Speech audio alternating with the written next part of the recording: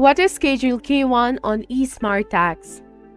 Hello everyone, this is Neha from Create, Login and Delete, and in today's video, I'm going to talk about Schedule K-1 on eSmart tax. It is a tax form used to report income deductions and credits from the partnerships as corporations, states, and trusts.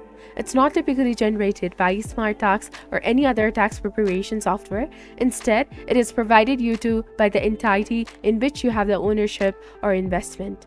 And here's a basic overview of what a Schedule K-1 is and why it's important.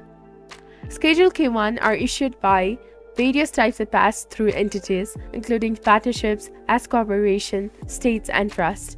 These entities do not pay taxes themselves. Instead, their income deductions and credits are passed through to their owners or beneficiaries, who report them on their individual tax returns.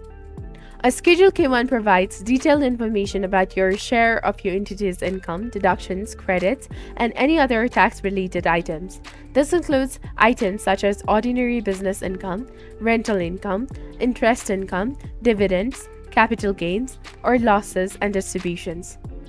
It's really important to accurately report the information of your Schedule K-1 on your individual tax return. The amounts reported on the K-1 can affect your taxable income, tax liability, and eligibility for the certain tax benefits or deductions. Schedule K-1s are typically issued to partner shareholders or beneficiaries by March 15th for the partnerships and S corporations, and by April 15th for the trust and states.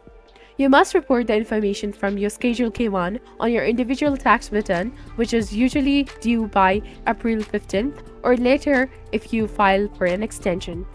If you receive a Schedule K-1, you'll need to manually enter the information from the form into your tax return using the appropriate sections or forms provided by eSmart Tax or any other tax preparation software you're using.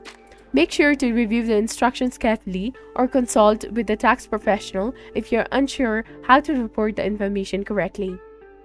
So this is basically on what is Schedule K-1 on eSmart Tax. If you found this video helpful, do not forget to like, comment, share, and subscribe to the channel for more amazing contents. Thank you. See you in the next video.